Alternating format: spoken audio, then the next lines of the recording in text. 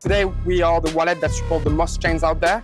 The new wallet is called Ctrl. What really makes it different outside of like the chain coverage we have is that the entire onboarding process and the way users interact with the product is super friendly. You can onboard in less than 15 seconds without having to interact with the seed phrase. You can deposit USDC and never have to care about gas across literally any chains.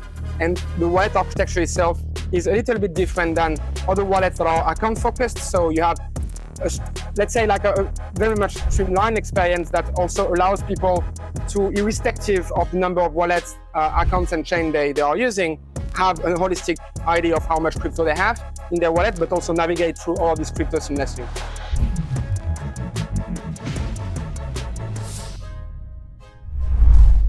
Welcome back to the podcast. Today we have the opportunity to interview Emile just a day before Token 2049. And we'll be talking about the rebrand of Ctrl and a bit about the personal journey of Emile into blockchain and Web3. Could you tell me a bit more about it? Yeah, for sure. Thanks for having me, man. Look, I really got into crypto more or less in 2015 after reading the Ethereum white paper. In 2017, I started my first project, which was essentially RWA, but before, that's called like that. We're calling this like essentially real estate tokenization. Didn't work, tried to raise like the beginning of 2018, and obviously that wasn't really like the market to raise in. Ultimately, I met my co-founder back in 2018 after that project. I used to work for, I was hired by BCG to launch ventures for them, and ended up like essentially building a startup for the bears. That's where I've met my my co-founder and CTO, David. We used to work also for BCG and was a blockchain lead engineer for Tracer, sister company of the company I was managing. We knew we wanted to build something together. We didn't know what exactly.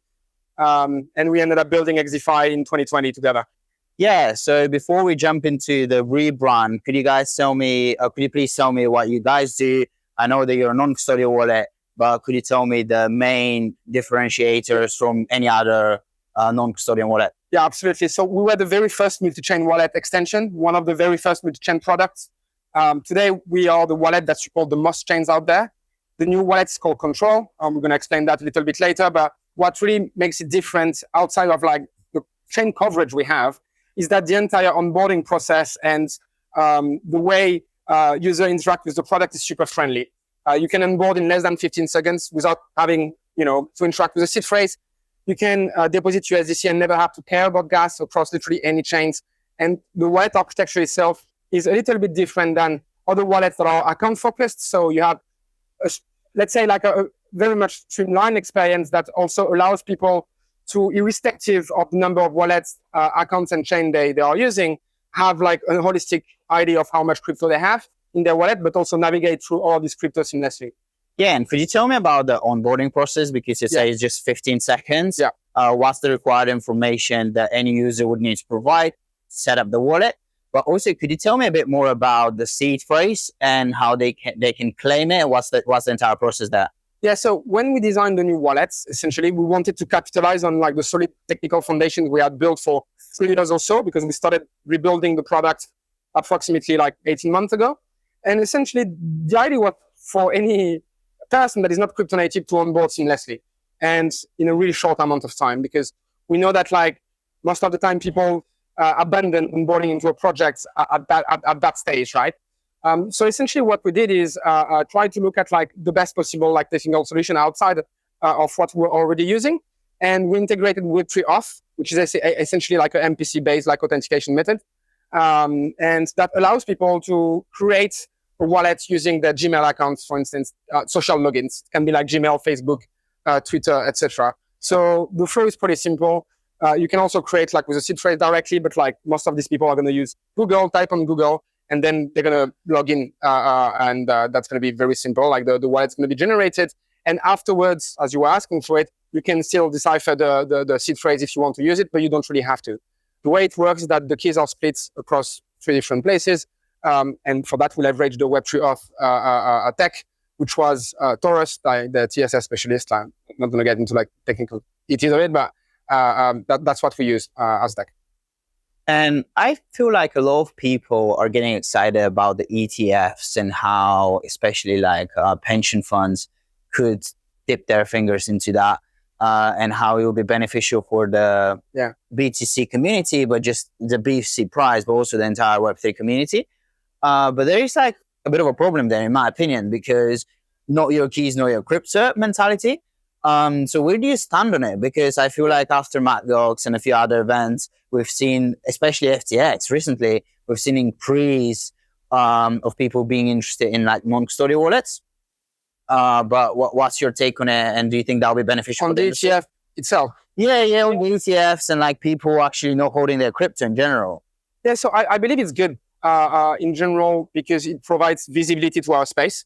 And that's probably like a good way to onboard people that are not necessarily into crypto right now without them having to, manage their own, the custody of their own assets. So from that standpoint, it's good. Like a lot of visibility. BlackRock is obviously like a giant out there. And, when they decide to pitch something really hard and make sure that like all the financial advisors and brokers around the world, like pitch a given financial instrument, you can assume that like we're going to get even more visibility out of it. Outside of just the ETF announcements and the start of the work they've done, including like other obvious like providers. So that's the good side of it. I don't think there's necessarily like a bad side of it. Obviously, I'm building a self-custody wallet. I believe into self-custody. I think self-custody is true freedom. I think that ultimately, if you have full sovereignty over your financial assets, you are truly free because you have access directly to your resources without having like a middleman essentially managing them for you and freezing them if they want to, or blocking you from transferring like a given amount at any time, any point in time to anyone, anywhere in the world. So I think it's very important, and not your key, not your money. Obviously, is a very important saying, and I still stand by it. I think as a first step to onboard people is great. I think at some point what we're going to see is people that have this exposure to Bitcoin or ETH and want potentially to get into more risky opportunities, like meme coins or like even, DeFi coins, whatever is like more volatile and then return like bigger profits. So good way to onboard people. Hopefully people at some point, they're going to want to jump on chain, do stuff on chain, and they will, come to us or another self-custody wallets and get properly onboarded. Yeah, sorry, I actually misspoke. I said custodial instead of like non-custodial wallets earlier on when I was like talking about it. But let's go to the rebrand because you guys were ex-DeFi. Yeah. So what was like the thought process behind it? Why did you decide to do the rebrand? And how was that accepted by the community? Yeah. So, I mean, like, look, when we build the wallets, ultimately we build it just, amid DeFi summer. So being cross DeFi, that's exactly what we're doing. With the reference wallet for Torchain, that's kind of spot on by then. But ultimately, it didn't really age well for the mere reason that, like, first, it's not a really accessible term. Like, a lot of people can't really, spell it out and pronounce it in different languages. But it's also not really like, we don't just do DeFi. We do plenty of other things, right? Like the user cases of our user base are much wider than just DeFi itself. So there was a need for us to not just rename the products, but to rebrand in a way that like we're creating visuals and in general a brand that is much more accessible to people that are not necessarily crypto natives. And we like the term control. We believe it's empowering. We think that like people have the opportunity to take back control over their financial assets, and that's exactly what we want to be promoting across the different products that we built, but obviously via like the brand that we've also designed. Okay. And earlier on, you mentioned that you support multiple chains. Yeah. I was prepping for the interview. I think it's 1,800. But could you please tell me a bit more about it and how did you manage to support so many? Because there's some non-custodial wallets that support fewer chains. Yeah. So what's the technology behind it? So, we built the wallet structure in a way that's like we can add additional chains, like, I wouldn't say easily because some, depending on the chain, like it's more or less complex. But we built it in a way that like it's completely chain agnostic, so we can like add different chains to it. Now, we support like obviously Bitcoin, Solana, plenty of EVMs natively, a lot of Cosmos chains natively, Neutron, etc. But what makes us the wallet that support the most chains out there is because we have a custom RPC that is quite unique because it's essentially like supporting like any EVM network, but also any Cosmos chain. So virtually you can add manually any EVM chains or Cosmos chains to the wallet directly. That's how we are flexible because like the thing is, there are so many new chains on a weekly basis that you can't all add them natively. And when we saw that coming 2 years ago, we said, okay, let's build a custom RPC that is, allowing people to add like any EVM or Cosmos chains. So we don't have to just run after the next ecosystem that is potentially going to be big. And we just let people to add them literally in 2-3 clicks, which is very simple. So we have like this flexibility. And what's the requirement to add a new chain? And is it controlled by you, or any new blockchain could add it to control? So there are 2 ways, right? Like our chain library is fully open source. So for instance, like we have like a few chains like Ton, Dash that have done the work themselves and went and added like into our chain library that chain essentially. And then we have some work still to be done, like to do like at the front end level, which obviously requires some prep and scoping and so on. But that's the first way if you want to be supported natively. Otherwise than that, if you just added manually by the user, there was no work required for either us because the work was already done, like by essentially like building the custom RPC functionalities, and nothing by the chain either. Yeah. Okay. And as a wallet, could you just explain to me the precautions that you take to flag like malicious users? Yeah. Because that's something that has been discussed a lot within the community, especially from Web2 actors. In like higher ranks, they would always attack crypto that is utilized to complete illicit activities or transactions. So could you run me through the thought process around it? So there are a few things. There are a few security components to it. The first one is we essentially do transaction simulation. So before you essentially sign something, you have like a humanly readable display of what is actually happening on chain. Which can prevent you to essentially like sign something you probably don't want to sign for whatever reason it is. So that's the first thing that we implemented. The second thing is that we literally flag malicious addresses. Same, we're using like a provider that like has like a record of addresses that might be malicious that you don't necessarily want to interact with. And that's also something that we're leveraging. And in the V1.1, which is not going to be the V1, but like in the next version, we're going to add like a revoke approvals, for instance. So we can flag whatever contract has been compromised. So whatever DApp has been compromised, and then like we allow you to directly revoke the approval that you've essentially like entered in the past directly from using the wallets. And how much control do you have over it? Because people always worry that they're centralized entities, and if you flag certain wallets for whatever reason, it's very challenging to describe the term malicious. Because yeah, of course, I agree. Some people would argue that they're fighters for freedom. Other people argue that they're terrorists, and I'm not supporting any activities, but they're always like two sides of the same coin. So how do you decide? Like, what's the requirement to decide? So we don't decide, right? That's the thing. There are 2 points. There are 2 things here. The first one is we tell you that that might be a malicious address, but we don't block it. If you want to press confirm, you press confirm. That's up to you, right? You're still like in charge of your own money. Like you take the decision that you think is good for you, but like as a warning, we're going to say, hey, look, this might be dodgy, mate. And so, like maybe you don't want to confirm, but if you really want to confirm, just confirm. It's fine.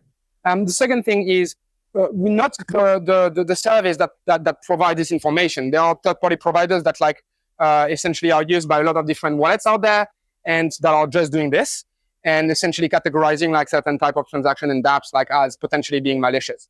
I've been in the situation, to be very fair, like, essentially, like I'm interacting with the dApp I know. I actually knew the founders, and I know they're not malicious, but they flagged as such. So when that happens, for instance, we try to understand why. We talk to the third-party service that we've integrated, and if needs be, like they're probably going to be recategorized. But that's not something we decide ourselves. Okay. Thanks for clarifying for that. And you mentioned a new version, new upgrade. Can you tell me a bit more about it? When are you guys planning to integrate? Yeah, so you mean the new wallets? Yeah. So the alpha was released like 10 days ago. We're gonna gradually like scale the beta up to 10,000 people. If you want to have access, I'll give you access, or even some of your followers. If you want like a few access, I'll give them to you. So that has been released, it's being tested by the community. It's been absolutely awesome so far. They've raised a lot of bugs. Right now, we're in the process of essentially refactoring a lot, fixing minor bugs, like whether they're UI related or other bugs. And I think this process is going to continue for probably 3-4 weeks. And then we're going to decide, okay, we think it's stable enough and performance enough for us to essentially list it on the App Store. So that's for the mobile app. The extension is currently still being developed. Normally at the end of this week, there will be an alpha release. I think it's going to be next week, in all fairness, because like it's not ready. But essentially what's going to happen is that we're going to test it a bit for 2-3 weeks. And early October, we will roll it out automatically to all the current XDeFi users. And we've been, warning them within the wallet and also on socials and Discord and so on about this process. So really excited about all of that. This is a really unique product. We've been working on that for a long time now. And I think it's going to change how people are approaching self-custody. And more importantly, it's going to be like the perfect option for you to migrate from the centralized exchange experience into self-custody, because it's going to be a very similar way of interacting with the interface, given the fact that like we're abstracting as much as we can for the users to not have to think about gas management, but also which chain they're interacting with. Okay, and could you tell me a bit more about the roadmap for the rest of the year and like the coming year? Yeah, so for now, I said that publicly like a few times now, like I only want to focus on like making sure that the two products are perfect in terms of performance. I want everything to be super snappy, the transition to be fast, the balance to load fast, like the swaps to be like instant and so on. So that's really our focus for the next 2 months. Then we're going to start thinking a little bit more about what makes sense. There are a few different set of features that we want to add. Some that are related to us trying to essentially be an alternative to digital online banks. So there will be a lot of stuff done at the off-ramping level, especially like with debit card and so on. And I'll share more about that like on socials very soon. And more revenue-generating features that will, make people download the wallet, but also interact with unique features that are only present in the wallet and that ultimately can be akin to what like a consumer crypto app will create. Thank you so much. Such a pleasure talking to you, learning more about Ctrl. Thank you so much for running me through the different stages of it. Absolutely. And your thought process. For sure. Thanks, man. Thanks, man. Thank you. Thank you.